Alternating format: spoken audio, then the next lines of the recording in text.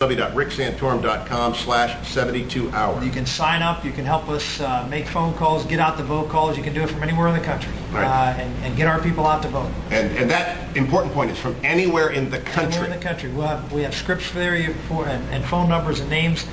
When you're coming down the stretch, you can do it now. You can make phone calls from anywhere to help us identify voters, to get people to get absentee ballots. It's all going to be right there on your computer screen. If you sign up for the 72-hour program, you'll do it then. If you want to sign up for it now, it's Rick Santorum /YouCall, and you can do it that way too.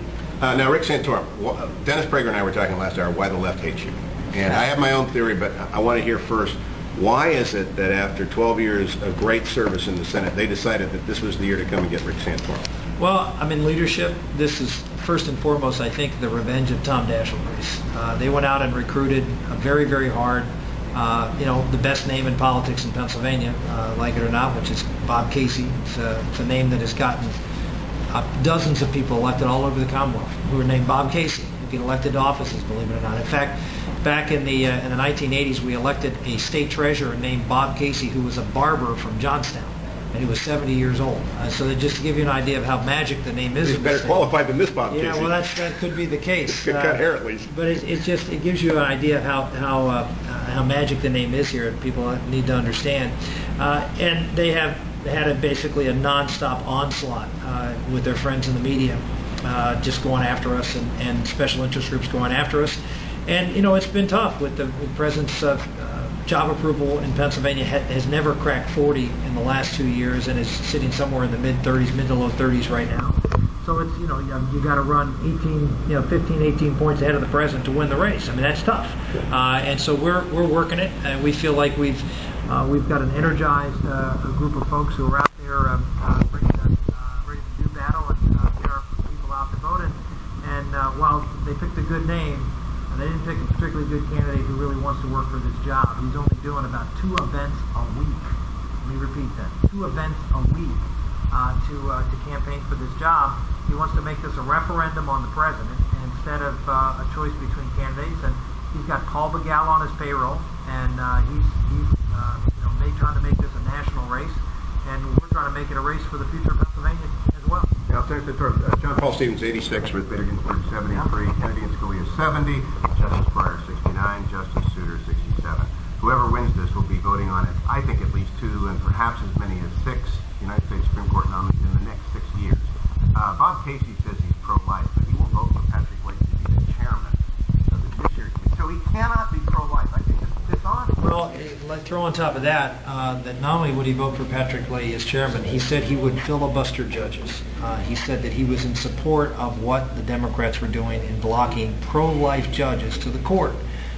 So he says he's pro-life, but on the most important life issue, and that is making sure that people who have pro-life viewpoints are not discriminated against in holding judicial seats in this country. He said he would vote for the filibuster. So this is not a guy that holds the convictions that his father held when it came to the pro-life issue. This is a man who is running for his 4th different statewide office in 6 years. And so this is a man of ambition who wants a new title, who's tired of being a statewide row officer, ran for governor and lost, and now he's trying to run for the Senate and pick up the prize, and I'm pretty confident he ain't going to get that done either. Now, Senator Santorum, it's a Catholic state, and it always has been. It's a pro-life state. It always has been. His father was legitimately, genuinely pro-life, Yes, as opposed to this. Do mass-attending Catholics understand that you can call yourself whatever you want, but how you vote to organize the Senate is the most important vote you'll cast in your entire life as a public official? We're certainly doing our part to make sure that all folks of faith understand the impact of Bob Casey, not only in voting for Pat Leahy, not only for voting to filibuster judges, not only saying that he will, in his words, fight vehemently against the bigotry of defining marriage as one man and one woman in either the state or federal constitution. He called it bigotry. He called it divisive. I mean, it's remarkable. He's addressed the National Convention, the Human Rights Campaign, has received more money from MoveOn.org as well as the Human Rights Campaign than I think any candidate running for the United States Senate, hundreds of thousands of dollars.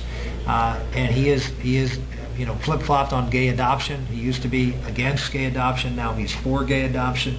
So he's trying to break out on that issue to try to appeal to voters here in the southeastern part of Pennsylvania, and abandoning the things that his father used to believed in when he was governor. My own theory on the intensity to campaign of you has to do with the fact that you are a practicing, and I mean mass attending, holy day of obligation going to mass Really Catholic, yeah. and that you walk the walk and you believe it. How much of that anti-Catholic stuff is it in the background, or maybe it's in the foreground? I'm not here enough, and I don't read the Philadelphia papers enough to see it, but as a lot of people, including Bill Bennett, has said, it's the last acceptable bigotry in America is being anti-Catholic. It is. I mean, I'm often called by the papers a theocrat for trying to impose my religious beliefs on the country, of course, which I am not doing, but I have every right to bring my points of view to the public square and argue them on their merits. The fact that my religion influences my viewpoints is, I think, while it may not be universal, it's close to universal. That what you were taught as a young person, the moral code that you were given as a result of your religious education, or your philosophical education if you came from a non-religious home, of course has an impact on how you view the world, what you see as right and wrong, what you see as just and unjust. And to suggest that somehow or another we should walk away from that is an abdication of your responsibility to bring your best to the public square and offer that to the people.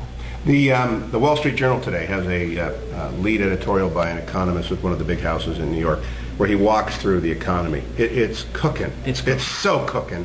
And the Democrats are going to repeal all these tax cuts. It's all about the tax cuts. Is this? Pennsylvania's not as strong as some places, but it's pretty strong. Our unemployment rate's almost identical to the national average.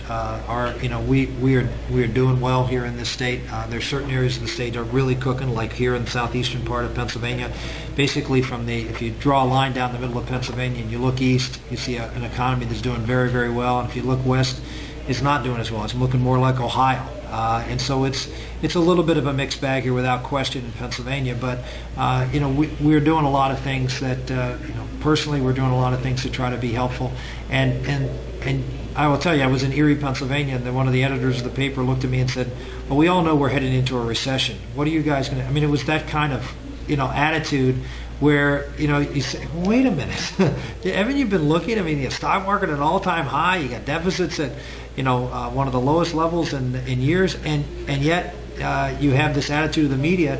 They've got to beat down this economy so people feel bad about it, so they don't vote for Republicans and the policies that have created the growth and opportunity that this economy has." The deficit is about 50% of what it was forecast 15 months ago. That's right. And this is because of tax receipts. Absolutely. It's because of productivity and the market's having this tremendous surge, as you pointed out.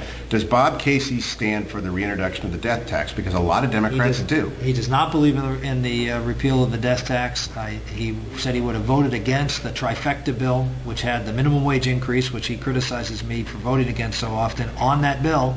But he would have voted against it because he was not for the death tax provisions. So he's not for repeal. He's not for modification of the death tax to reduce the rate for people and raise the exemption. He said his highest priority is to go into Washington and raise taxes on Paris Hilton. That was his comment last night. All these rich people should have to pay more. Who does his debate prep? Because when he didn't come up with the former president of Iran's name in your first debate, I thought to myself, that's a pretty sad debate prep. Yeah, no, well, I won't even. I mean, the man doesn't do his homework. Look, he's always been able to win elections because his name is Bob Casey Jr. And he's never had to do debate prep or any other kind of prep because it was always something that he believes he's entitled to. I'm an immigrant to this country. My dad's an immigrant to this country. I was able to work my way up by knocking on doors and scratching and clawing and working hard, and we've earned it. I mean, we've earned Karen and I have worked hard. Our whole team has worked hard. We've had so many volunteers who go out and work hard for our campaign, and we're not taking anything for granted. I don't take one vote. I don't take one person for granted, and we just work hard for it, and that's a huge difference between the two of us. And they need more. You go to www.ricksantorum.com.